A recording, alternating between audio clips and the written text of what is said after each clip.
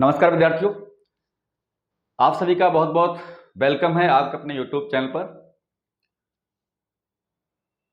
आज से विद्यार्थियों इस चैनल पर अलग अलग सब्जेक्ट के ऑब्जेक्टिव सीरीज प्लस जो क्वेश्चन आपके प्रीवियस ईयर में आ चुके हैं उस चैप्टर से, उन सभी के लिए हम लोगों ने एक सीरीज तैयार की है अलग अलग स्टेट के लिए। जो विद्यार्थी यूपी के हैं, बिहार के हैं या फिर झारखंड, एमपी, राजस्थान, जो विद्यार्थी जिस स्टेट का है उसके लिए अलग सीरीज एक चलेगी चैप्टर वाइज, ताकि आपको हर एक पेपर का पैटर्न पता चल सके और आप अच्छे रैंक के साथ एग्जाम को क्रैक कर सकें। तो यदि आप चैनल पर नए हैं विद्यार्थियों तो इसे सब्सक्राइब करके बेल आइकन प्रेस कर लीजिएगा, और अच्छे लगे वीडियो हमारे चैप्टर वाइज तो इसको हर वीडियो का आप लाइक और शेयर जरूर करिएगा, ताकि हर बच्चे के पास इस वीडियो की जानकारी पहुंच सके और आपको बेहतर से बेहतर कंटेंट आपको मिल सके। आज फिलहाल हम लोग जो बात करने वाले हैं इस टॉपिक में, आज का जो यहाँ टॉपिक है विद्यार्थियों, केमिस्ट्री में टॉपिक है, ये सीरीज 1 है। और जो क्वेश्चन यूपीएससी नेट में आ चुके हैं 2-3 सालों में, हालांकि पेपर नहीं मिलता है इसका, लेकिन फिर भी कई बच्चे क्वेश्चन बता देते हैं, सर ये क्वेश्चन आए थे, उन्हें याद रहता है मेमोरी बेस पर। उस बेस पर हम क्वेश्चन की यहाँ पर सीरीज चलाएंगे और सेम वैसे ही पेपर में क्वेश्चन आपको मिलेंगे, ठीक है। तो यदि आप अच्छी रैंक के साथ एग्जाम क्रैक करना चाहते हैं तो हमारे चैनल से आप जुड़ सकते हैं। आज के देखिए इसमें जो टॉपिक है वो है बेसिक कॉन्सेप्ट ऑफ केमिस्ट्री में, और यहाँ पर एटॉमिक स्ट्रक्चर 2 चैप्टर हैं, ठीक है। बहुत ही बेसिक क्वेश्चन हम लोग यहाँ पर पढ़ेंगे। तो सबसे पहले स्टार्ट करते हैं विद्यार्थी क्वेश्चन नंबर 1 के बारे में। क्वेश्चन नंबर यहाँ जो 1 है आपका, how many valence electron in carbon. क्योंकि यूपीएससी नेट में हर एक सेक्शन से 24 क्वेश्चन आता है, 24 क्वेश्चन। तो ये एक 24 क्वेश्चन की सीरीज है, ठीक है। जैसे एग्जाम आपका होने वाला होगा तो आपको हर एक सब्जेक्ट की डबल सीरीज मिलेगी, यानी 48 क्वेश्चन की सीरीज, ताकि आपकी बेहतर प्रैक्टिस हो सके और आपकी अच्छी रैंक आ सके। तो देखिए फर्स्ट क्वेश्चन बारे में बात करते हैं यहाँ पर, how many valence electron in the carbon. इससे हम लोग कहते हैं हिंदी में संयोजी इलेक्ट्रॉन, या हम लोग इसी कहते हैं हम लोग बाहरी इलेक्ट्रॉन, ठीक है। संयोजी इलेक्ट्रॉन या इसे हम कह सकते हैं बाहरी इलेक्ट्रॉन। अब यहाँ पर कह रहा है कितने होते हैं कार्बन में, तो कार्बन का जो एटॉमिक नंबर है वो है 6। देखो हम लोग कैसे निकालते हैं वैलेंस इलेक्ट्रॉन। अगर हमें कभी किसी का निकालना इलेक्ट्रॉन बैलेंस या बाहरी इलेक्ट्रॉन, तो हम क्या करते हैं, उसका तरीका होता है, बहुत आसान तरीका होता है, 2 8 8 डॉट डॉट, ये तरीका होता है। और ये एटॉमिक नंबर 20 तक लगता है, इतने एग्जाम में आपके आता है। यानी परमाणु क्रमांक 20 तक पूछा जाता है क्वेश्चन, तो आप कैसे निकालेंगे बैलेंस इलेक्ट्रॉन। तो हम लोग यहाँ पर देखते हैं आप कैसे निकाले, देखिएगा।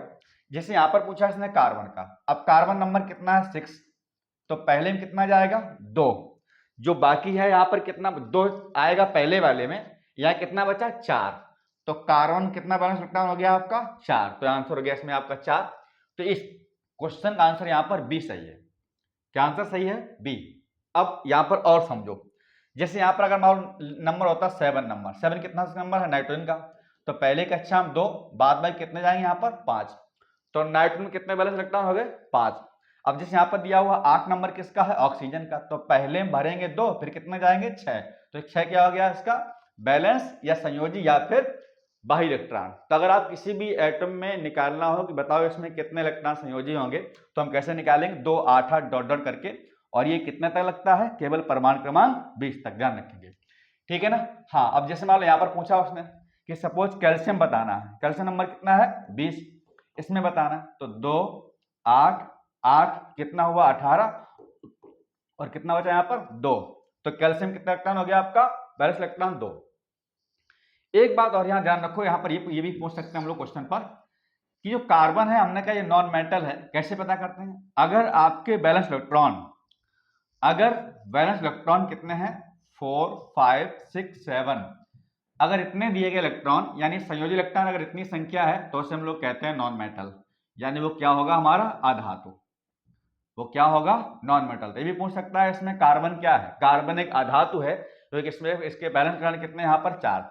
अगर बायतम कोष में इलेक्ट्रॉन की संख्या 4 5 6 7 होता है तो नॉन मेटल यानी अधातु होता है, और अगर इलेक्ट्रॉन 1 2 3 है तो क्या होता है वो मेटल यानी धातु होता है। तो इस क्वेश्चन फिलहाल आंसर क्या हो गया आपका, बी सही हो गया। ठीक है ना, कार्बन के बैलेंस इलेक्ट्रॉन होता है 4, और ये भी क्वेश्चन आ चुका है आपके एग्जाम का है, सीनियर क्वेश्चन आ चुका है, कार्बन संयुक्ता कितनी होती 4। ठीक है ना, कार्बन कैसा होता है, टेट्रा संयोजक, यानी उसकी वैलेंसी होती है 4। चलिए क्वेश्चन देखते हैं हम लोग। नेक्स्ट क्वेश्चन देखिएगा, देखिए ये लगभग सारे क्वेश्चन एग्जाम में रिपीट हुए हैं, और ये क्वेश्चन आपके जो है आ भी सकते हैं एग्जाम में, इसी तरह से आपसे एकदम बेस वही लिया गया है। अब यहाँ पर दिया हुआ use of cobalt, cobalt number कितना होता है 27, इसका जो ऊपर लिखा जाता है इसे हम लोग परमाणु भार या इसे एटॉमिक वेट कहते हैं। तो इसका जो एटॉमिक वेट है यानी जो मास नंबर, इसी को हम लोग कहते हैं मास नंबर। परमाणु भार द्रव्यमान संख्या कितनी है 60, और एटॉमिक जो नंबर नीचे वाला क्या है ये 27। तो ये कोबाल्ट एक मेटल है, और कोबाल्ट किस में यूज करते हैं, तो इसका हम लोग करते हैं ट्रीटमेंट ऑफ कैंसर में। ध्यान रखिएगा, ये रेडियो एक्टिव है, यानी एक आइसोटोप है ये, और हम लोग इसका यूज करते हैं किसमें, ये क्या एक समस्थानिक है, ध्यान रखेंगे। आइसोटोप से क्वेश्चन पूछा गया, ये आपका है क्वेश्चन आइसोटोप से। तो यहाँ से जो कोबाल्ट होता है किसमें करते हैं हम लोग, कैंसर के उपचार में करते हैं। अब यहाँ पर ए ऑप्शन है, ध्यान रखना है, इसका आंसर बी सही है। ठीक, अब बात करें यहाँ पर हम लोग यहाँ पर क्वेश्चन के बारे में सब पढ़ते हैं। As a fuel in the nuclear reactor, नाभिकीय अभिक्रियाओं में किस का यूज करता है ईंधन का, तो इसका आंसर होगा, विद्यार्थी ध्यान रखेंगे, इसका आंसर ए जो हो जाएगा, इसका हो जाएगा 92 यूरेनियम 235। ये भी क्वेश्चन इंपॉर्टेंट है। यानी न्यूक्लियर रिएक्टर में किसका यूज करते हैं हम लोग, तो करते हैं 92 यूरेनियम 235। अब एक क्वेश्चन नंबर सी है, यहाँ पर ऑप्शन है used in the treatment of goitre. Goitre क्या होता है, घेंगा रोग होता है, ये किसी का यूज होता है आयोडीन से, तो ये होता है आयोडीन 131, याद रखिएगा। यानी पूछ सकता है ये किसकी इसमें मतलब यूज किसमें करते हैं, ये यूज करते हैं हम लोग इसमें ट्रीटमेंट ऑफ गोइटर में, ध्यान रखिएगा। ठीक, किसका उपयोग, आयोडीन 131 करते हैं। अब पूछा है कि घेंगा रोग किससे होता है, आयोडीन कमी से होता है, किसमें मिलता है, सॉल्ट में, नमक में। यहाँ पर एक है option used in the age of fossils, इसमें यूज करते हैं, वो करते हैं हम लोग कार्बन 14 का।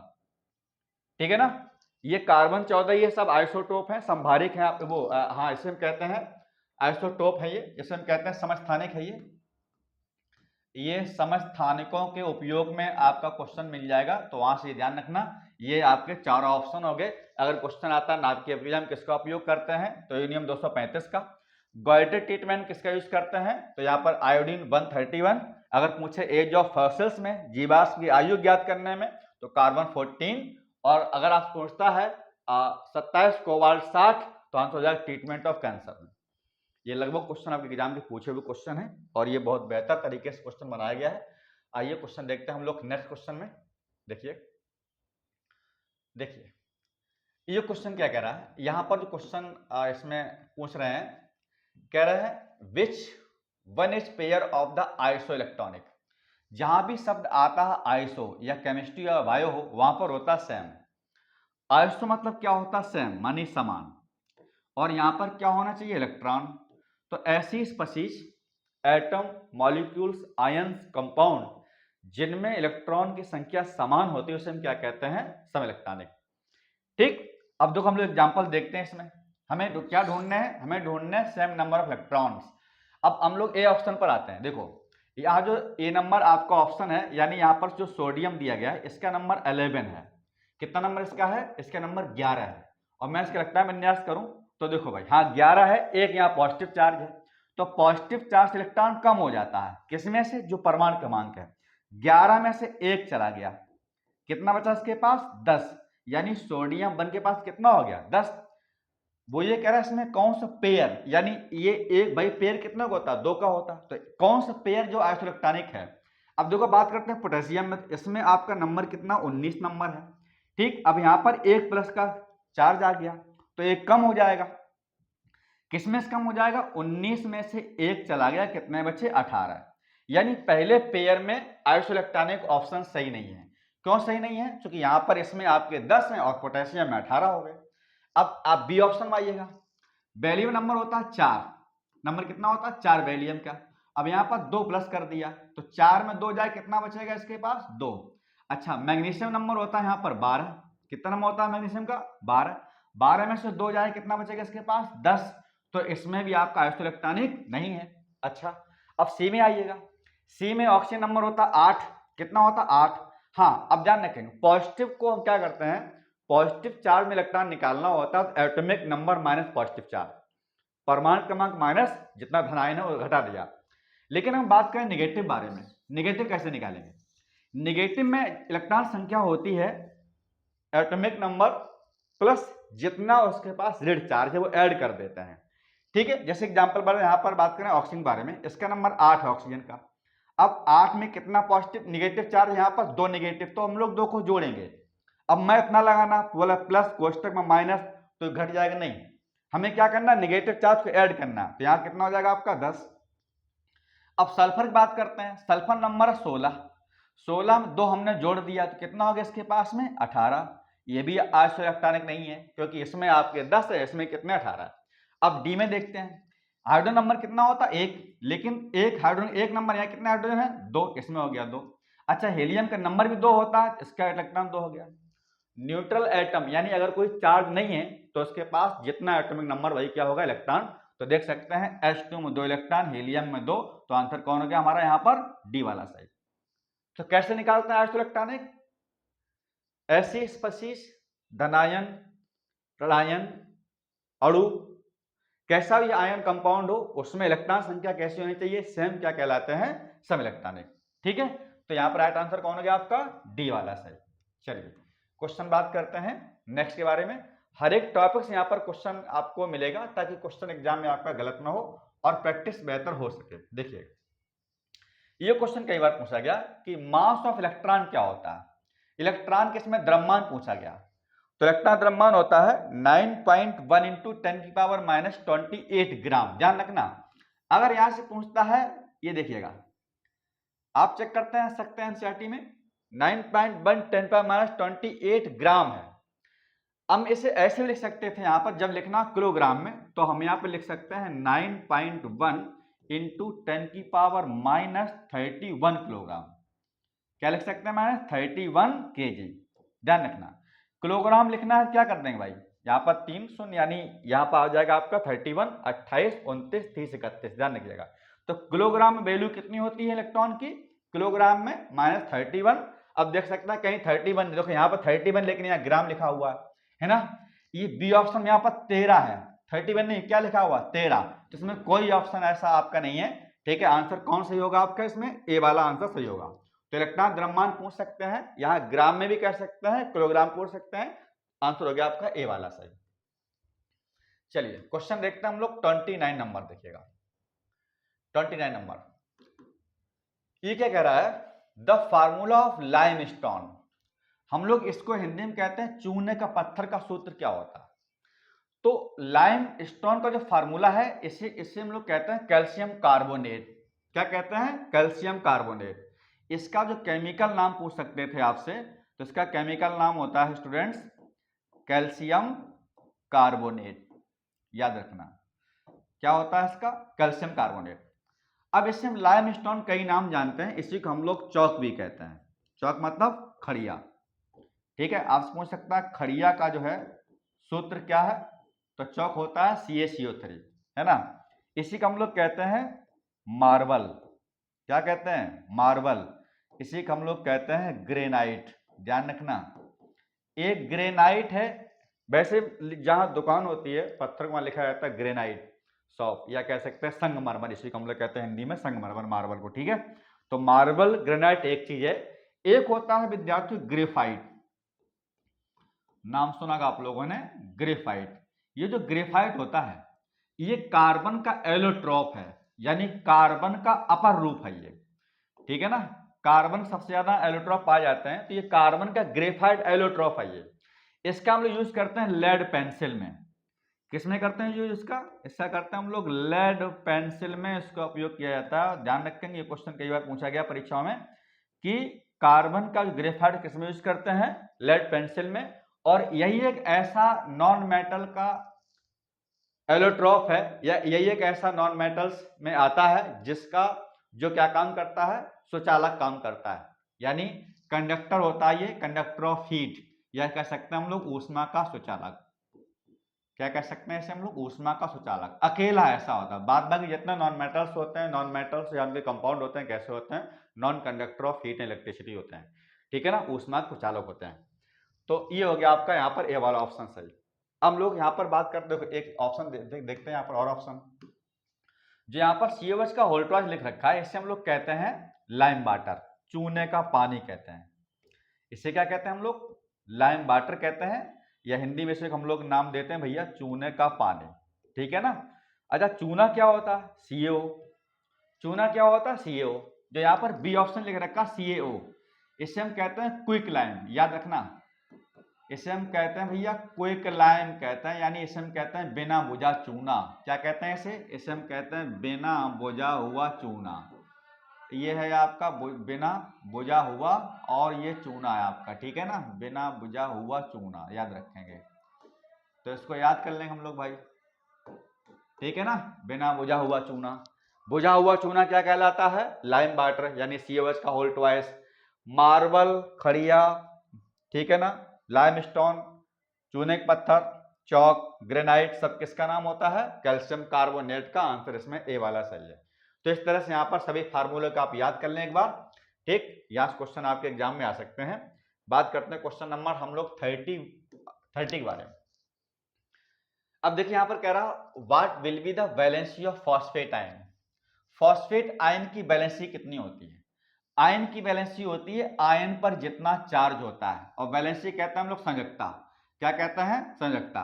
तो वैलेंसी या संयोजकता एक नंबर है, इसमें कभी नेगेटिव पॉजिटिव चार्ज नहीं लिया जाता, यानी ऑलवेज हमेशा वैल्यू क्या होती है? ऑलवेज पॉजिटिव वैल्यू, ध्यान रखिएगा। वैलेंसी क्या है? वैलेंसी एक ऑलवेज पॉजिटिव वैल्यू है, नॉट नेगेटिव, ठीक है ना, हमेशा कैसे? धनात्मक। हम लोग बात करें फॉस्फेट आयन की, तो यहाँ इसका फार्मूला होता है PO4 3-। कितना होता? PO4 3-। तो नेगेटिव हटा दो, चूंकि नेगेटिव वैल्यू लेते नहीं, लेते हमेशा पॉजिटिव, तो वैलेंसी कितनी आ जाएगी इसकी? 3। जिसकी वैलेंसी 3 ट्राईवैलेंट यानी त्रिसंयोजक, जिसकी वैलेंसी 1 मोनोवैलेंट एक संयोजक, जिसकी वैलेंसी 2 डाईवैलेंट दो संयोजक, जिसकी वैलेंसी 3 ट्राईवैलेंट त्रिसंयोजक, ठीक। मोनोवैलेंट में आते हैं first A alkali metals, lithium, sodium, potassium, rubidium, cerium. Second एक जो लोग होते हैं डाईवैलेंट, इसे कहते हैं दो संयोजक, बेरिलियम, मैग्नीशियम, कैल्शियम, स्ट्रांशियम और बेरियम, ठीक। अब ट्राई में कौन कौन आते हैं? तो ट्राई में आपके आते हैं जैसे बोरॉन फैमिली में बोरॉन है, एल्युमिनियम है, गैलियम है। हालांकि फास्फोरस जो नाइट्रोजन फास्फोरस होते हैं वो भी आपके इसी में आते हैं, ठीक। कोई क्वेश्चन आगे फिर हम डिस्कस कर देंगे। तो यहाँ फिलहाल फॉस्फेट आयन का जो फार्मूला है वो क्या है? PO4 3-। इसकी वैलेंसी कितनी हो गई? 3। ये भी कह सकता है कैसा है? 3 है, तो इसे हम कहते हैं ट्राईवैलेंट। इसे क्या कहते हैं? इसे कहते हैं ट्राईवैलेंट, या इसे हम लोग हिंदी में कहते हैं त्रिसंयोजक। इसे क्या कहते हैं? त्रिसंयोजक। जिसकी वैलेंसी 3 वो ट्राईवैलेंट यानी त्रिसंयोजक। अब क्वेश्चन देखते हैं हम लोग नेक्स्ट। देखिए equivalent weight of carbonate ion. हाँ, अब एक अच्छा सवाल आता है कि आयन का इक्विवेलेंट वेट क्या होता है, यानी आयन का तुल्यांकी भार क्या होता है। तो उस आयन का total molecular weight upon valency, यानी चार्ज, उस आयन का अणुभार बटे आयन की संयोजकता, और संयोजकता होती है पॉजिटिव वैल्यू। तो यहां हम बात करें कार्बोनेट आयन का फार्मूला क्या होता है, तो कार्बोनेट होता है CO3 2-। ये कार्बोनेट है। अब इसका निकालना हमें इक्विवेलेंट वेट, तो इक्विवेलेंट वेट हो जाएगा यहां पर m अपॉन वैलेंसी। m मतलब मॉलिक्यूलर वेट, किसका मॉलिक्यूलर वेट? इस कार्बोनेट आयन का। तो निकाल लेंगे हम लोग m अपॉन v। कार्बन को होता है 12, आपको पता होगा परमाणु भार, कार्बन का 12 होता, ऑक्सीजन का 16 होता, ठीक है ना। कार्बन का 12, ऑक्सीजन का 16, तो इसका हो जाएगा 12 भैया। यहाँ कितना हो जाएगा? 12।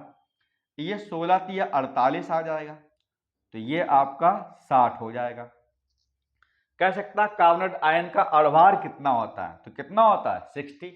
तो यहां रख देंगे उठा के हम लोग 60, ठीक। अब वैलेंसी यहां पर ये आपका वैलेंसी है, ठीक, या कह सकते हैं हम लोग यहां पर क्या लिखा है, ये आपका वैलेंसी है, ये यानी संयोजकता इसकी। अब कितना है यहाँ पर? 2, तो यहाँ रख देंगे 2, ये काट देंगे तो ये आ जाएगा आपका 30 आ जाएगा।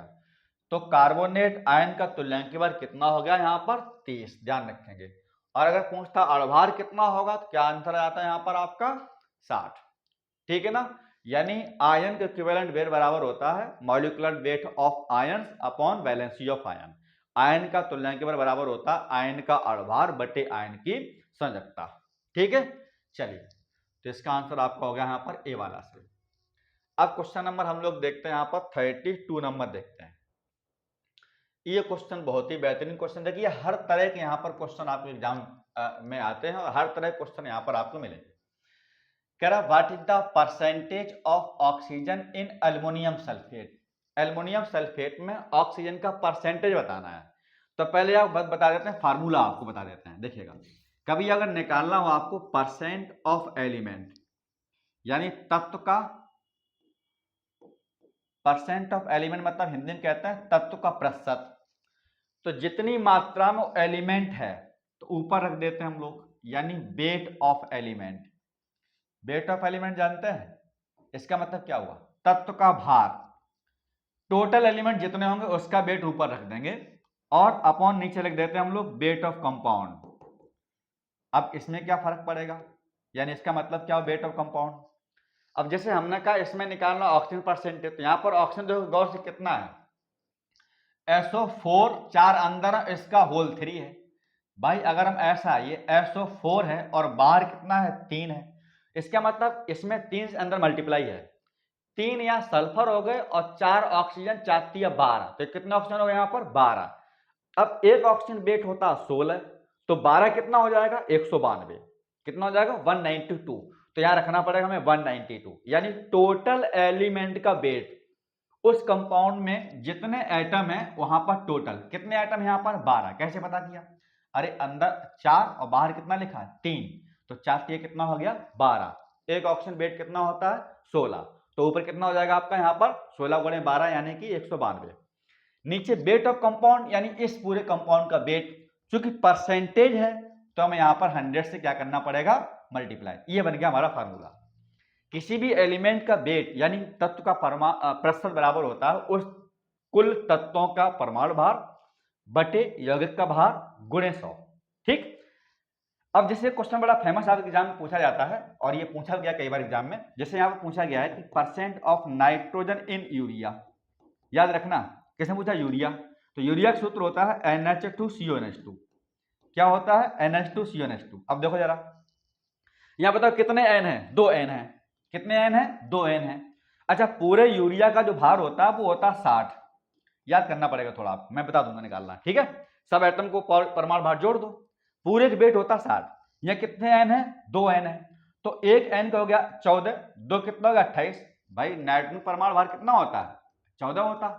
यहाँ कितने एन है 2, तो हम इसे क्या लिख सकते हैं, यहाँ लिख सकते हैं 28/60 और गुणे 100।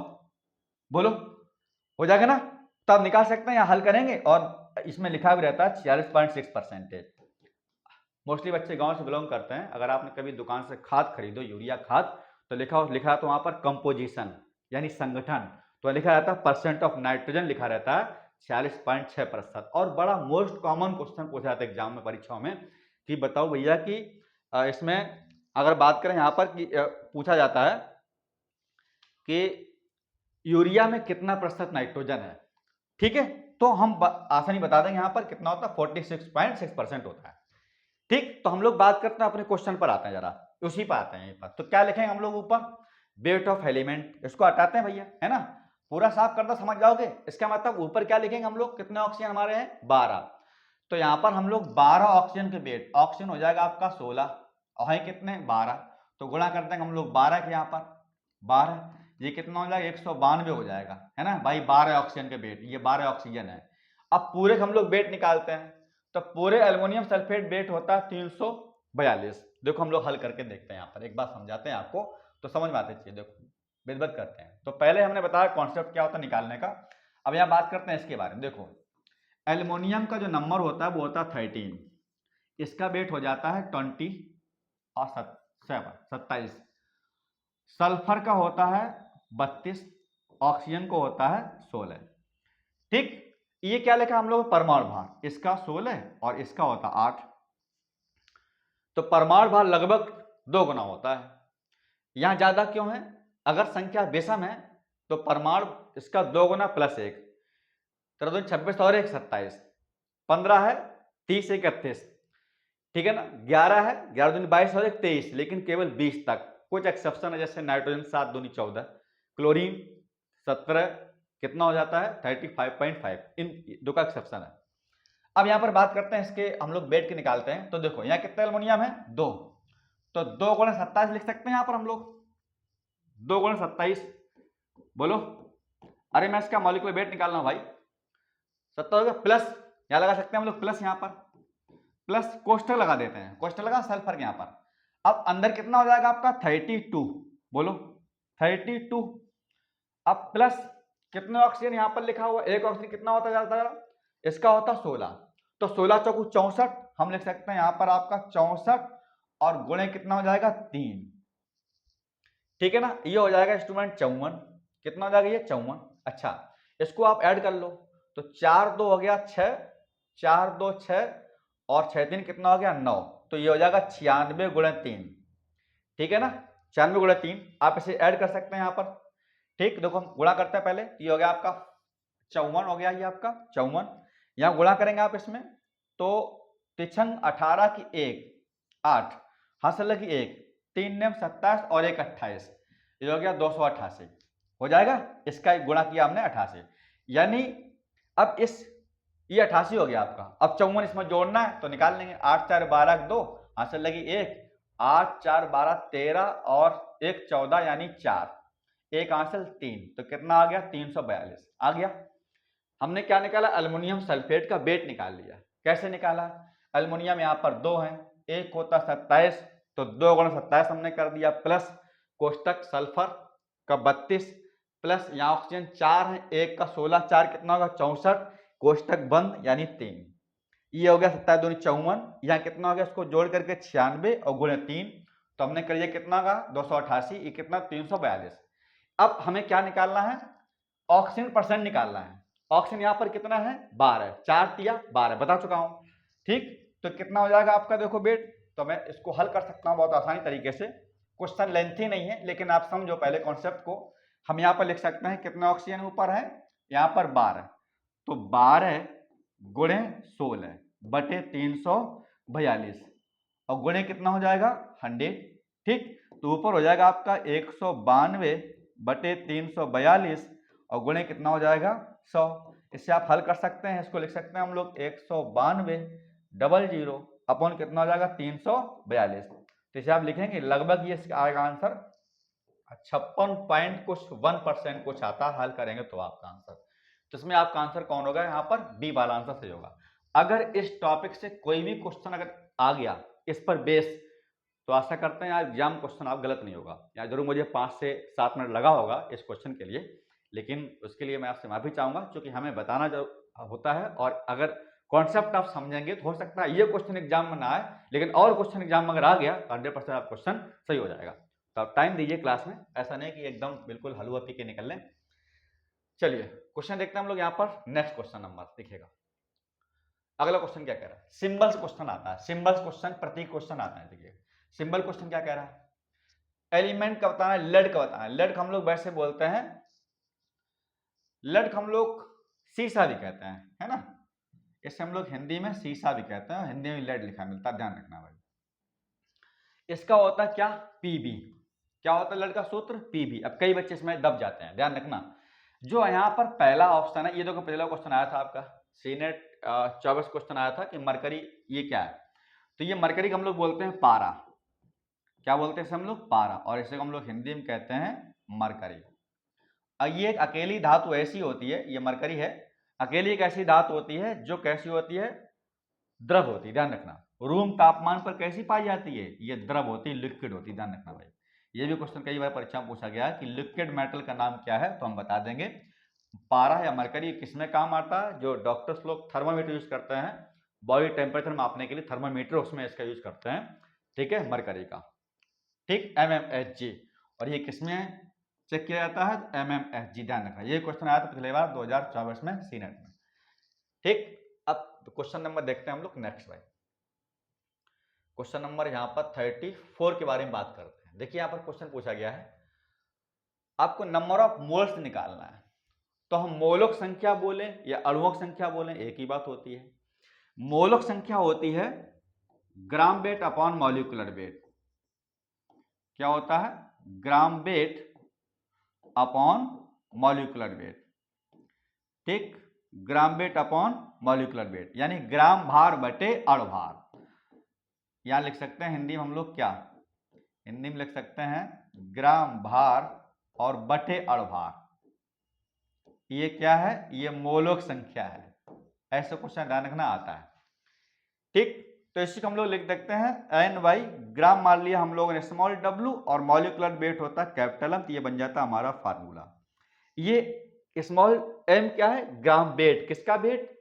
जिसका निकालना है हमें। किसका निकालना है यहाँ पर? SO2 का। तो यहाँ पर ग्राम कितना गया है? 128। तो यहाँ लिखा है मोलक संख्या, ये हो जाएगा 128 अपॉन।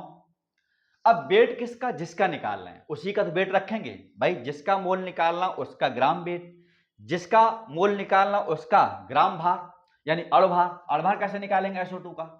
अभी कहा हमने कि सल्फर देखो ये होता है कितना 32 और ऑक्सीजन को होता है यहाँ पर कितना 16 होता है ना। लेकिन यहाँ पर सल्फर 1 है 32, ऑक्सीजन कितने हैं 2, तो 16 गुणे 2 कर देंगे 32, 32 कितना हो जाएगा 64। तो यहाँ रख देंगे हम लोग 64, यानी SO2 का मॉलिक्यूलर वेट कितना आ गया 64। कैसे? 32 और 2 ऑक्सीजन है तो 16 दूनी 32, 32 हो गया 64, यहाँ रख दिया। ये काट सकते हैं, शायद ये 2 बार कट जाएगा। 60 दूनी 120, 4 दूनी 8, हाँ यहाँ पर 2 मोल्स आ जाएंगे आपके। कितने मोल्स आ जाएगा यहाँ पर? आपका 2 मोल आ जाएगा, 2 अणु आ जाएगा। देखो आंसर इसका क्या हो गया आपका 34 का बी। कैसे निकालते हैं मोलक संख्या? क्लियर है। चलिए क्वेश्चन देखते हैं हम लोग नेक्स्ट, नंबर 35 बारे में बात करते हैं। 35 number, which one of the following monoatomic, एक परमाणु गैस कौन सी होती है? ध्यान रखिएगा, जितनी इनर्ट गैसेस हैं, अक्रिय गैस हैं, कितनी है यहां पर लिख सकते हैं हम लोग ऑल इनर्ट गैस, यानी सभी अक्रिय गैस हैं। ये कैसी होती हैं? ये होती हैं मोनोएटॉमिक। क्योंकि ये इनर्ट क्यों है? किसी रिएक्शन नहीं करती। क्यों नहीं करती? इनके बैलेंस सेल कंप्लीट होते हैं, यानी संयोजी कोष इलेक्ट्रॉन पूर्णतः भरे होते हैं। ठीक, इसलिए कैसी होती है? अक्रिय। इसमें कौन कौन लोग आता है? इसमें आपका आता है स्टूडेंट्स हीलियम है, नियोन है ना, आर्गन है, क्रिप्टन, जीनोन है और रेडॉन है। रेडॉन रेडियोएक्टिव होता है, ध्यान रखना। रेडॉन एक ऐसी अक्रिय गैस है जो एटमॉस्फेयर में नहीं पाई जाती है। ध्यान रखना, रेडॉन एक ऐसी अक्रिय गैस है जो कहाँ नहीं पाई जाती है? इन एटमॉस्फेयर। ये एटमॉस्फेयर जो है वो नहीं पाई जाती। कौन सी? Radon gas, not found in the. अच्छा, इसमें कौन सी गैस रहती है जो बल्ब में भरते हैं? तो आर्गन भरते हैं हम लोग। किसके साथ मिला के? नाइट्रोजन। तो नाइट्रोजन जो गैस है वो भी आपकी इनर्ट गैस है। क्यों? उसकी एनर्जी ज्यादा होती है, 3 बॉन्ड होते हैं, इसलिए नाइट्रोजन मात्रा एटम में कितनी पाई जाती है? मतलब इनर्ट क्यों होती है? क्योंकि ये इसलिए इसकी एनर्जी जो है वो ज्यादा होती है, nitrogen and triple bond and. ठीक है, एन भी कैसी होती है? ये इनर्ट गैस है, इसकी एनर्जी जो बॉन्ड एनर्जी है वो सबसे ज्यादा होती है, इसलिए इसे कैसे कह सकते हैं हम लोग? इनर्ट। ध्यान रखेंगे ये अक्रिय गैस है। तो पूछा इनर्ट गैस, पहला हाइड्रोजन है H2 लिखेंगे, सल्फर ये ऐसे लिखेंगे, हीलियम यहाँ हीलियम हो गया, नाइट्रोजन N2। याद रखेंगे अक्रिय गैसों के अलावा, यानी इनर्ट गैस के अलावा जितनी गैसें हैं वो डाइएटॉमिक होती हैं। कैसी होती? डाइएटॉमिक, 2 परमाणु। कैसे? H2, N2, O2, F2, Cl2, Br2, I2, ये सभी गैसें कैसी हैं? 2 परमाणु। ठीक, कौन सी? एक परमाणु है, केवल अक्रिय गैस है। तो समझ जाओगे, helium, neon, argon, krypton, xenon, radon कैसी होती हैं? अक्रिय गैस है। हाँ, इसमें केवल एक ऐसी गैस है जीनोन, जो कैसी होती है? रिएक्टिव। ये केवल थोड़ी क्रियाशील होती है, ध्यान रखना, अकेली क्रियाशील। क्यों? इसकी आयन ऊर्जा कम होती है ड्यू टू लोएस्ट एनर्जी, इसलिए। ठीक, चलिए तो इसका आंसर कौन हो गया आपका? यहाँ पर सी ऑप्शन हो गया, हीलियम। हीलियम कैसी है? एक अक्रिय गैस है। क्वेश्चन देखें हम लोग यहाँ पर, next question number, tritium is an isotope. Tritium क्या है? तो आपने पढ़ा होगा हाइड्रोजन 3 समस्थानिक होते हैं, आइसोटोप ऑफ हाइड्रोजन इज 3, है ना। कितने होते हैं? हाइड्रोजन के 3 समस्थानिक होते हैं, आपने ये चीज पढ़ रखी है। ठीक, तीनों में कौन कौन है? एक होता है आपका 1H1 जिसे कहते हैं प्रोटियम, एक होता है आपका 1H2 जिसे कहते हैं ड्यूटेरियम, और एक होता है आपका ट्राइटियम जिसके हम लोग कहते हैं 1H3। ये क्या है? ट्राइटियम। ये 3 होते हैं हाइड्रोजन के आइसोटोप। तो क्या कह रहा है, किसका आइसोटोप है, हाइड्रोजन का आइसोटोप होते हैं 3, जिसमें ट्राइटियम है, ये अकेला ऐसा होता है जो रेडियो एक्टिव होता है। ये कैसा है, अकेला रेडियो एक्टिव होता है, कौन सा, केवल ट्राइटियम, ध्यान रखेंगे। ठीक, तो इसका आंसर कौन हो गया आपका, बी ऑप्शन करेक्ट हो गया आंसर। अच्छा बोले आइसोटोप क्या होता है, मान लो पूछा आइसोटोप क्या कहते हैं हम लोग यहाँ पर, कि कई कई आइसोटोप क्या होता है ना, आइसोटोप समस्थानिक क्या होता है। तो आइसोटोप में क्या होता है, एटॉमिक नंबर सेम होता है, एटॉमिक वेट डिफरेंट। इसमें कौन होते हैं, ऐसे एटम्स आते हैं, ऐसे परमाणु आते हैं जिनके परमाणु क्रमांक या परमाणु संख्या समान होती है, परमाणु भार या द्रव्यमान संख्या अलग अलग होती है, क्या कहलाते हैं, समस्थानिक। यानी same number of atoms in which molecular weight are different, ठीक, इज कॉल्ड आइसोटोप, ध्यान रखिएगा। चलिए क्वेश्चन देखते हैं हम लोग नेक्स्ट 37। देखिए फिर क्वेश्चन आ गया, इनर्ट गैस क्या है, यानी किसका नेचर इनर्ट है। अभी हमने कहा था नाइट्रोजन बीमारी कैसी होती है, अक्रिय गैस होती है, और ऑर्गन एलईडी है, तो कौन आंसर हो गया इसमें आपका, सी सही। हाँ अगर पूछता है इसमें इनर्ट मोनो एटॉमिक गैस, तो केवल कौन सा आता है, इनर्ट गैस। भाई क्वेश्चन दे सकता है इनर्ट मोनो एटॉमिक, तो इसका मतलब कौन आता है, केवल अक्रिय गैसें आती हैं, ध्यान रखना। ये भी कह सकता है कौन सी इनर्ट गैस डाइएटॉमिक है, तो नाइट्रोजन। और आपको ये पता है कि नाइट्रोजन जो गैस होती है ये एटमॉस्फेयर में सबसे ज्यादा अमाउंट में पाई जाती है। कैसी होती है, मोस्ट एबंडेंट, ध्यान रखना भाई, most abundant gas in atmosphere, वायुमंडल में पाई जाने वाली सबसे गैस कौन सी होती है, तो नाइट्रोजन, ध्यान रखना भाई। अगर पूछे पूरे बायोस्फीयर में कितनी होती है, कौन सी होती है, तो हीलियम। अरे अपना जो सूरज है, सन है, वो क्या है, वो हाइड्रोजन हीलियम गैसों का एक गोला है। ठीक, अगर पूछे यूनिवर्स में ब्रह्मांड में सबसे अधिक कौन सी गैस अधिक पाई जाती है, तो क्या आंसर होगा आपका, हीलियम, ध्यान रखिएगा। चलिए अब बात करते हैं क्वेश्चन नंबर हम लोग यहाँ पर 38 के बारे में। देखिए क्वेश्चन आ गया यहाँ पर कि जो Cl1 नेगेटिव है, कह रहा is not iso electronic with, यानी Cl1 नेगेटिव किसके साथ सम इलेक्ट्रॉनिक नहीं है। तो पहले पता करो किसके साथ ये होगा। अच्छा Cl1 नेगेटिव लिखा है, इसका नंबर कितना होता है, 17। हमने कहा था नेगेटिव इलेक्ट्रॉन कैसे निकालते हैं, एटॉमिक नंबर एक जोड़ देंगे, यहाँ 17 और इसमें एक नेगेटिव चार्ज है, कितना हो गया इसके पास, 18। अब जिसके पास 18 इलेक्ट्रॉन होंगे वो इसका आइसो इलेक्ट्रॉनिक होगा, जिसमें 18 इलेक्ट्रॉन्स नहीं होंगे वो आइसो इलेक्ट्रॉनिक नहीं होगा। तो यहां पर पूछा इसमें कौन सा नहीं है, वही ढूंढना है। अच्छा ए ऑप्शन पर आते हैं, पोटेशियम नंबर होता है 19, 19 में एक गया तो इसमें हो गया 18, ये इसका आइसो इलेक्ट्रॉनिक है, ये इसका आइसो इलेक्ट्रॉनिक है, लेकिन आंसर ये नहीं है क्योंकि हमें चाहिए not iso electronic. Magnesium number है इसका 12, 12 दो गए कितने बचे, 10, देखो मिल गया आंसर। इसमें 18 इलेक्ट्रॉन नहीं है, तो आपका आंसर कौन हो गया, इसमें आइसो इलेक्ट्रॉनिक नहीं है, तो आंसर कौन हो गया आपका, बी सही। उसने कह रहा कौन सा Cl1 नेगेटिव का जो है आइसो इलेक्ट्रॉनिक नहीं है, तो इसमें नहीं है क्योंकि यहाँ कितने हैं, 10। सी में देख लो, इसका नंबर 16, 16 दो कितना हो गया, 18, इसमें 15, 15 दिन कितना हो गया, 18। तो ए सी डी कैसे हैं, iso electronic, B iso electronic नहीं है, इसलिए आंसर कौन हो गया आपका, बी। क्लियर। चलिए क्वेश्चन देखेंगे हम लोग नेक्स्ट, यहाँ पर जो है 39 बारे में बात करते हैं।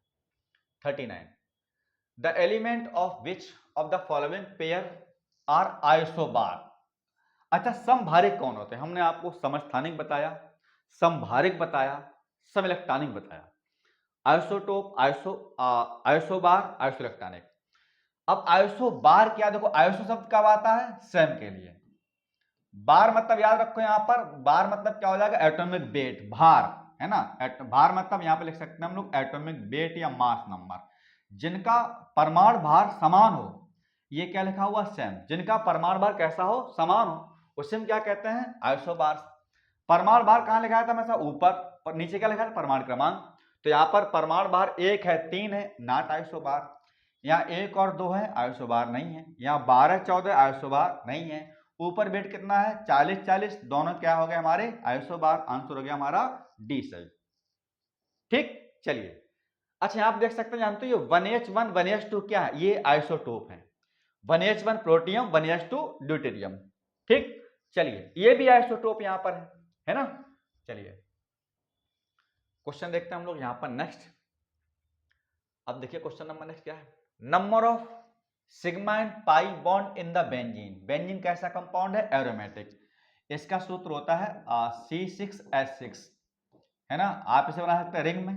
एरोमेटिक कंपाउंड कंडीशन होती है रिंग में कम से कम 6 कार्बन होना चाहिए और अल्टरनेट यहाँ पर क्या होना चाहिए, डबल बॉन्ड। इससे हम ऐसे बना सकते हैं विद्यार्थियों, ये आपका कार्बन है, इसमें 6 कार्बन होते हैं। कितने कार्बन होते हैं इसमें, 6 कार्बन। ठीक, चलो ऐसे बना लेते हैं तो आपको आसानी होगी समझ में। यहाँ आ गया 6 कार्बन। अब हर कार्बन पास H होता है। क्या होता है, चूंकि ये हाइड्रोकार्बन है और हाइड्रोकार्बन वो होते हैं जिसमें केवल कार्बन और हाइड्रोजन होते हैं। ठीक, यहाँ लगा दिया हम लोगों ने एक यहाँ पर H, इसमें H नीचे है, शायद आपको ना देखे, मैं ऊपर लगा दे रहा हूँ, कोई दिक्कत नहीं। यहाँ लगा दी हमने यहाँ पर एक H, इधर एक H और यहाँ पर एक H और यहाँ पर एक H। ये बन गया बेंजीन। अब क्या लगाते हैं, अल्टरनेट में लगाते हैं यहाँ पर हम लोग बॉन्ड, अल्टरनेट बॉन्ड। अब देखो जरा, अब इसमें आप सिग्मा काउंट कर लो। ध्यान रखेंगे दो एटम के बीच में सिग्मा केवल 1 होता है, सिग्मा ऑलवेज 1 बिटवीन 2 एटम। ठीक, पाई कब होगा, जब डबल बॉन्ड होगा तो एक पाई हो गया। 3 बॉन्ड अगर है 2 एटम बीच में, जैसे N2 है, नाइट्रोजन 3 बॉन्ड नाइट्रोजन, तो ट्रिपल बॉन्ड में एक सिग्मा, सिग्मा एक ही होगा। अगर डबल बॉन्ड है तो एक सिग्मा 1 पाई और ट्रिपल बॉन्ड है तो एक सिग्मा 3 पाई। ट्रिपल बॉन्ड में क्या होता है, ट्रिपल बॉन्ड में एक सिग्मा 2 पाई होता है, डबल बॉन्ड में एक सिग्मा 1 पाई होता है। ठीक, अब यहां पर देखते हैं जरा, सिंगल बॉन्ड सिग्मा 2 3 4 5 6 7 8 9 10 11 12 12 सिग्मा हो गए। पाई कहां पर है, एक डबल बॉन्ड बचा, एक पाई, यहाँ एक ये वाला पाई हो गया, 2 पाई, यहाँ कितने पाई हो गए, 3।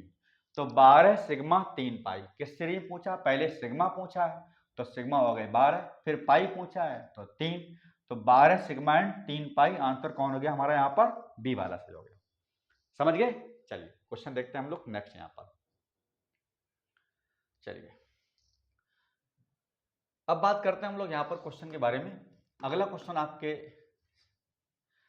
है, what is the valency of nitrogen in ammonia. अभी हमने कहा था, इसमें पूछा कि नाइट्रोजन वैलेंसी कितनी होती है अमोनिया में। देखो भाई एक बात समझो, हम लोग वैलेंसी कैसे निकालते हैं। अगर इलेक्ट्रॉन आपके वैलेंस इलेक्ट्रॉन 1 2 3 4 है, वैलेंसी इतनी होती है। ठीक, देखो कैसे निकालते हैं वैलेंसी। तो हम यहां पर कह सकते हैं वैलेंसी यानी संयोजकता बराबर होता है, अगर वैलेंस इलेक्ट्रॉन यानी संयोजी इलेक्ट्रॉन कितने हैं, 1 2 3 4, तो इसकी वैलेंसी यही हो जाएगी। क्या हो जाएगी, यही, देन इट्स वैलेंसी, यानी ये क्या हो जाएगी, इसकी संयोजकता। ठीक, अब अगर वैलेंस इलेक्ट्रॉन आपके 5 हैं 6 हैं 7 हैं, तो इसमें से हम कितना घटाते हैं, 8।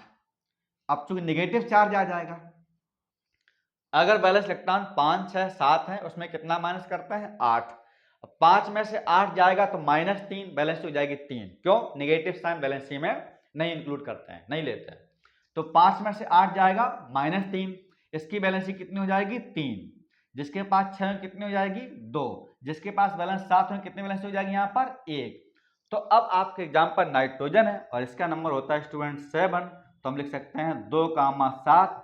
बारीक स्थान कितना आ गया, 7। अब 7 में से कितना जाएगा, 7 में से आपका जाएगा, अरे सॉरी क्या गड़बड़ हो गया, मिस्टेक हो गया, यहाँ 7 है ना, तो 2, यहाँ पर होगा आपका 5, सॉरी 2, हो गया आपका 5। भाई जितना एटॉमिक नंबर उतने क्या होते हैं उसमें इलेक्ट्रॉन, तो पहले 2 बचे कितना, 5। अब 5 में से कितना जाएगा, 8, तो कितनी वैल्यू हो जाएगा यहाँ पर आपका, 3, तो यहाँ हो जाएगा आपका 3। अब ध्यान रखना, जो यहाँ पर आता है चार्ज कैसे, 5 - 8 बराबर -3, तो यहाँ पर जो -3 आया है वो नेगेटिव चार्ज आया है। यानी जो यहाँ पर नेगेटिव साइन आएगा, वो नेगेटिव साइन क्या बताएगा, उस एटम पर कितना नेगेटिव चार्ज है। जैसे ऑक्सीजन नंबर 8, तो 2, 6 में गया 8, कितना बचा, -2, तो ऑक्सीजन कितना चार्ज हो गया, -2। सल्फर कितना है, 16, तो 2 8 6, 6 में 8 गया 8, कितना बचा, -2, सल्फर कितना चार्ज हो गया, -2। ठीक, फ्लोरीन 9 नंबर, 2 कामा 7, 7 में कितना गया 8, कितना बचा -1, तो कितना हो गया -1। ये क्या बताता है हमें, चार्ज। तो क्वेश्चन क्लियर हो गया आपका, आंसर यहां पर हो गया आपका डी ऑप्शन सही। चलिए क्वेश्चन देखते हैं हम लोग यहां पर next, question number 42 number, Avogadro number, इसी को हम लोग कहते हैं विद्यार्थियों मोल संख्या। क्या बोलते हैं, मोल्स। इसी कहते हैं हम लोग 1 मोल की वैल्यू। 1 मोल वैल्यू कितना होता है, 1 मोल वैल्यू होती है एवोगाड्रो नंबर, इसे करते हैं Na। ध्यान रखना क्या करते हैं हम लोग यहाँ करते हैं हम लोग Na करते हैं, ठीक। तो Na में आंसर आपका ए ही जाएगा। अच्छा देखो बी में यहाँ पर एन भी कैपिटल, ए भी, बी वाला ऑप्शन सही नहीं है, ठीक, ये भी नहीं है, तो कौन होगा इसमें, इसे कहते हैं Na। ध्यान रखना एवोगाड्रो नंबर, एन यहाँ पर कैपिटल और ये यहाँ पर होता है कैपिटल लेकिन होता छोटा, इसे कहते हैं एवोगाड्रो नंबर। इसकी वैल्यू कितनी होती है, ये होता है 6.022 गुणे 10⁻23 अणु। बहुत इंपॉर्टेंट है कि 1 मोल या एक एवोगाड्रो नंबर कितना होता है, यहां पर कहीं कुछ बुक में यहाँ पर 3 लिखा रहता है, वो भी चलेगा, ध्यान रखना 6.2 कुछ बुक में ऐसे दिया गया, कोई दिक्कत की बात नहीं है, वहां पर ये पॉइंट में हम ले सकते हैं, ये वैल्यू होती है एवोगाड्रो नंबर। तो यहाँ पर आंसर कौन हो गया, पर ए वाला सही हो गया, ठीक। चलिए अगला क्वेश्चन देखते हैं हम लोग, देखिएगा।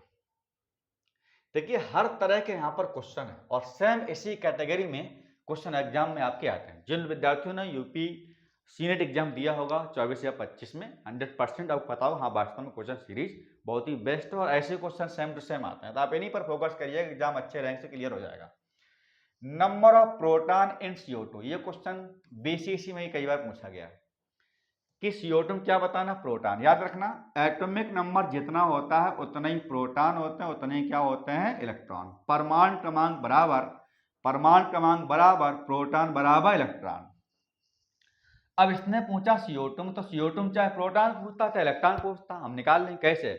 कार्बन नंबर होता है 6, ध्यान रखना जब इलेक्ट्रॉन प्रोटॉन निकालना क्या करेंगे, परमाणु क्रमांक। देखो भाई ऐसे लिखते हैं हम लोग यहाँ पर जरा, कार्बन नंबर कितना होता है 6, तो हम लोग इसका लिख देंगे 12, परमाणु बार 12 होता है। एन कितना है 7, यहाँ हो जाएगा आपका 14। ऑक्सीजन कितना हो जाएगा 8, यहाँ हो जाएगा आपका 16। ऐसे निकालते हैं हम, है ना।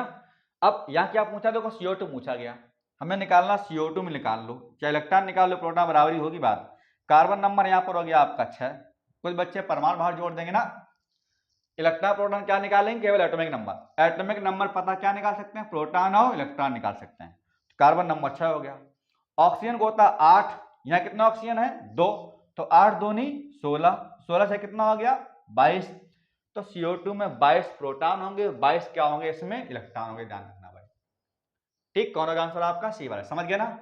अगर हमें कभी भी प्रोटॉन इलेक्ट्रॉन निकालना हो तो हम क्या करते हैं, केवल परमाणु क्रमांक को ऐड कर लेते हैं। ऑक्सीजन 2 है तो 8 दूनी 16, 3 होता 8 या 24, ठीक। चलिए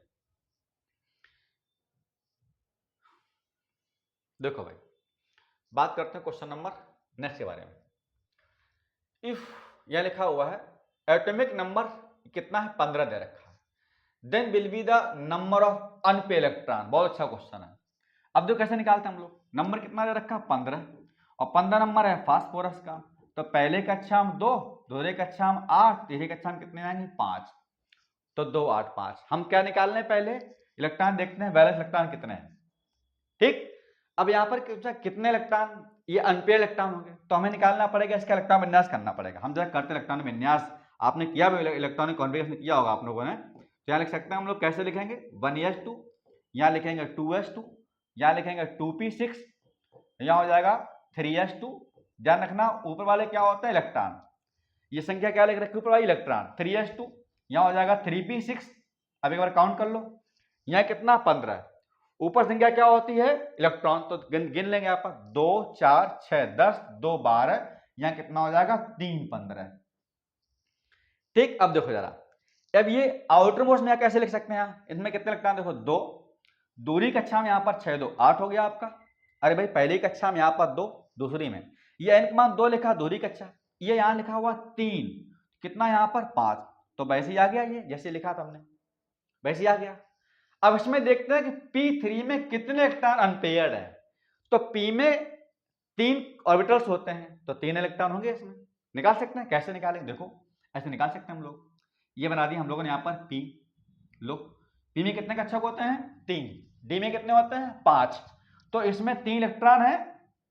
हॉन्ड नियम क्या कहता है, पहले सिंगल सिंगल भरेगा, इसमें 3 ही तो हैं, तो 1 2 और 3। यही हो गए हमारे क्या, इलेक्ट्रॉन अनपेयर्ड। अनपेयर्ड कौन होते हैं, बैलेंस्ड इलेक्ट्रॉन जो हैं वो इसमें कितने फिल कर पाते हैं अकॉर्डिंग टू हुंड्स रूल। कितने भर पाएंगे, यहाँ पर 3। तो कोई ऑप्शन यहाँ पर मिलेगा हमें, यहाँ पर 3, तो आंसर हो गया आपका 3। ऐसे निकालता है एनपी इलेक्ट्रॉन। और एग्जाम्पल एक दो आपको देते हैं, ये लग रहा है शायद क्लियर कम होगा आपको। देखो एक समझो, यहाँ पर जैसे उसने का नंबर ऑक्सीजन 8 नंबर है, हम बताओ कितने बैलेंस इलेक्ट्रॉन हो गए। तो यहाँ हम इलेक्ट्रॉन विन्यास कर लेंगे, 1s2, यहाँ हो जाएगा 2s2, यहाँ हो जाएगा 2p2 कर लेंगे। अब कितना भरना, ये बाहर वाला भरा जाता है, 2p में कितना है 2, तो आंसर हो गया इसमें आपको बैलेंस इलेक्ट्रॉन कितना हो गया 2। इलेक्ट्रॉन बैलेंस में से इसमें कितना हो जानते हैं, 2 4 6। अरे भाई यहाँ हो जाएगा आपका 4, सॉरी कितना हो जाएगा 4। कैसे, 8 है, 1s2, 2s2 और 2p4। अरे जितना हुआ वही लिखा जाएगा इलेक्ट्रॉन। अच्छा कैसे लिख सकते हैं ऐसे हम लोग, 2 कामा लिख सकते हैं, पहले में 2, दूसरे में कितना लिख सकते हैं हम लोग, 6 लिख सकते हैं, लिख सकते हैं। अब कितना भरना है यहाँ पर, 4 भरना है। कितना भरना है, 4। तो पी में भरेंगे हम लोग 4। कितने भरेंगे पी में, अच्छा 3। तो पहले इलेक्ट्रॉन कितना भरेगा यहाँ पर, पहले भरेंगे आपके 1 2 और यहाँ पर 3 और चौथा यहाँ पर आएगा O। तो कितना बचा इसमें आंसर आपका, 2 सही होगा आंसर आपका। ठीक, ऑक्सीजन कितने इलेक्ट्रॉन होंगे, आंसर आपका 2, तो आंसर हो गया आपका सी वाला सही। समझ गया ना। हम क्या करते हैं, इलेक्ट्रॉनिक कॉन्फ़िगरेशन कर लेंगे और जो लास्ट वाला है, लास्ट में कितने हैं वो भरते हैं। ठीक, चलिए क्वेश्चन देखते हैं हम लोग यहाँ पर 45 नंबर देखते हैं। 45 नंबर देखिए भैया, विच of the following is physical change. भौतिक परिवर्तन कौन होते हैं, भौतिक परिवर्तन वो होते हैं जिसमें कोई परिवर्तन नहीं होता, यानी रिएक्शन होने के बावजूद भी उसमें कोई परिवर्तन, यानी उसकी मूल स्टेट है, मूल अवस्था जिसमें न बदलती, उसे क्या कहते हैं, भौतिक परिवर्तन। जैसे बर्फ का पिघलना, अब बर्फ पिघले क्या बनेगा, पानी, पानी फिर ठंडा कर ले फिर बर्फ बन जाएगी, कोई नया कंपाउंड बना नहीं। ऐसे रिएक्शन जिसमें कोई नया कंपाउंड ना बने क्या कहते हैं, उसे हम लोग फिजिकल। जैसे बल्ब का जलना, आपने बल्ब जलाया, फिलामेंट लाल हुआ, बंद कर दिया, वो अपनी कंपनी फिर आ गया, ये क्या है, फिजिकल चेंज है, ध्यान रखने के। जैसे कपूर का जलना, जितनी रिएक्शन होती हैं, सब्लिमेशन, ऊर्ध्वपातन, कपूर का जलना, बेंजोइक एसिड का जलना, ये सब क्या है, ये सब है आपके फिजिकल चेंज।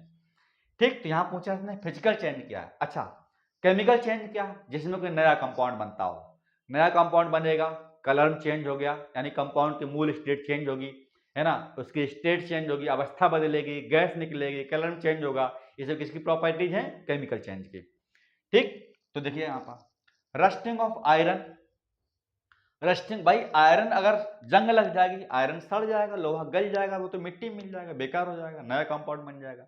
क्या सड़े गले चीज हम खुद आयरन बना सकते हैं, नहीं। ठीक, तो ये केमिकल चेंज है, ये कैसा चेंज है, chemical change. Digestion of food, भोजन का पाचन, अब मेरा भोजन एक बार पच गया, क्या जो मलमूत्र है उससे जो बनेगा, क्या मलमूत्र खाना बना सकते हैं हम लोग, नहीं। यानी हम ऐसे रिएक्शन को पढ़ते हैं, जिस रिएक्शन, ऐसे केमिकल रिएक्शन जिसमें कोई नया कंपाउंड बनता है और उस नए कंपाउंड के बैक पुराना कंपाउंड कभी नहीं बन सकता, उसे हम कहते हैं केमिकल चेंज। जो एक बार बन गया वो दोबारा नहीं बनेगा। लकड़ी में आपने आग जला दी, लकड़ी जल के राख हो गई, क्या हम उस आयस से, राख से लकड़ी बना सकते हैं, नहीं। कैसा चेंज है ये, केमिकल चेंज है। दूध से दही बनना, केमिकल चेंज है। दूध से पनीर बनना, खोया बनना, घी बनना, मट्ठा बनना, क्या है ये सब, केमिकल चेंज। फलों का पकना, क्या है ये, केमिकल चेंज। ठीक, तो ये क्या है, केमिकल चेंज। हाँ, मेल्टिंग ऑफ आइस, ये कैसा है, फिजिकल चेंज। आप बर्फ को मेल्ट कर दो, पिघल जाएगी, पानी बन जाए, फिर दोबारा बना दो। ठीक, कुकिंग ऑफ राइस, अब चावल बन जाएंगे, हम लोग चावल खा लेंगे भाई, निकल भी जाएगा, तो ये कैसा चेंज है, केमिकल चेंज है। ठीक, तो आंसर कौन हो गया भैया इसमें हमारा, सी वाला सही। क्वेश्चन देखते हैं हम लोग यहां पर, नेक्स्ट नंबर देखिएगा, विच of the following a chemical change. ठीक, अच्छा क्वेश्चन है, इसमें बताना आपको केमिकल चेंज। अब हमने बता दिया, तुरंत आप समझ जाएंगे। मेल्टिंग ऑफ वैक्स, मोम का पिघलना, ध्यान रखना, मोम का जो पिघलना है वो फिजिकल चेंज है। अरे भाई आप जलाएंगे, दीपावली में मोमबत्ती जलाते हैं, ये कैसा चेंज है? फिजिकल चेंज है। मोम ही तो बनेगा, लेकिन मोमबत्ती का जलना, बर्निंग ऑफ वैक्स, ध्यान रखना, बर्निंग ऑफ वैक्स, मोमबत्ती का जलना रासायनिक परिवर्तन, केमिकल चेंज है, लेकिन उसका जो मेल्टिंग है, पिघलना है, क्या है? भौतिक परिवर्तन है। बॉइलिंग ऑफ वाटर, ये आपका फिजिकल चेंज है। ये क्या चेंज है? यही फिजिकल, आपका ध्यान रखना भाई। ये कैसा चेंज है? भौतिक परिवर्तन है। ठीक। डिजॉल्विंग ऑफ शुगर, हम बनाते हैं शरबत, शरबत बनाते हैं गांव में जो है, जैसे आप इसको आप पानी में घोलेंगे शरबत बन जाएगा। बहुत ज़्यादा घोलेंगे, चीनी ज़्यादा मात्रा में डाल लेंगे, है ना, गाढ़ा कर देंगे उसको, हम लोग गर्म कर देंगे पानी में, तो भाप वहाँ से उड़ जाएगी, चीनी बचेगी, है ना। रसगुल्ले वगैरह यूज़ करते हैं हम लोग, देखे होंगे, चाशनी बोलते हैं। तो इसमें आप फिर चीनी निकाल सकते हैं बाहर, ये केमिकल एक्सचेंज हो जाएगा। अच्छा, यहाँ लिखा हुआ है बर्निंग ऑफ पेपर, पेपर जला दिया, क्या बन जाएगी? आइस। क्या हम जले बन सकते हैं? नहीं। तो ये कैसा चेंज हो गया आपका? केमिकल चेंज हो गया। तो आंसर इसमें कौन जाएगा? ये आपका डी वाला ऑप्शन होगा, ध्यान रखना भाई। अच्छा, सी में शायद मैं बोल गया, केमिकल नहीं, कैसा चेंज है ये फिजिकल चेंज है भाई। आप फिर निकाल लें चीनी वहां से, तो ये कैसा चेंज हो गया आपका? फिजिकल चेंज हो गया, ध्यान रखना भाई। भाई हम लोग चाशनी में से क्या कर सकते हैं? गांव में चाशनी बच जाती है कई बार, रसगुल्ले शादी बारात वाले खा गए, क्या बची? चीनी।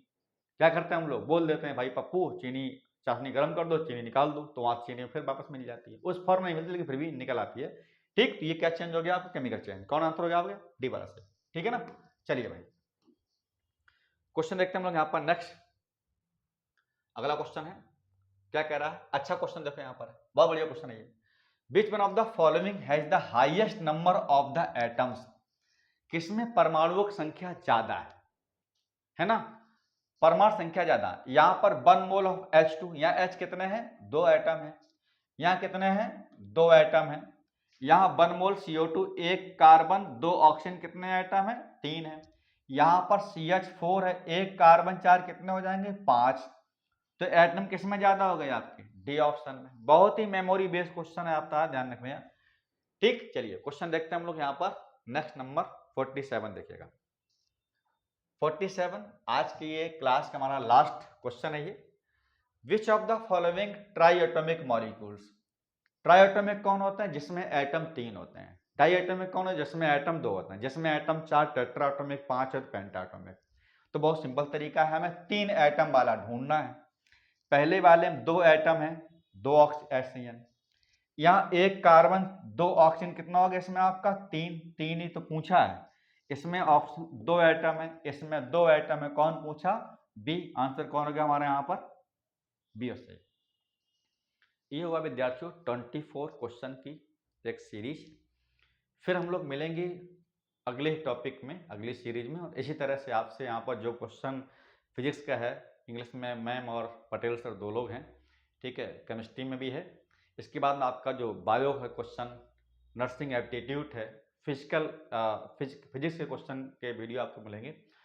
अच्छा लगा वीडियो, इसको लाइक और शेयर जरूर करिएगा विद्यार्थियों, और एक कमेंट आप जरूर करिएगा वीडियो आपको कैसा लगा, किस टॉपिक पर वीडियो आपको चाहिए। ठीक है, नए हैं चैनल पर सब्सक्राइब जरूर करिएगा। मिलेंगे अगले वीडियो, तब तक इतना ही। थैंक यू, जय हिंद।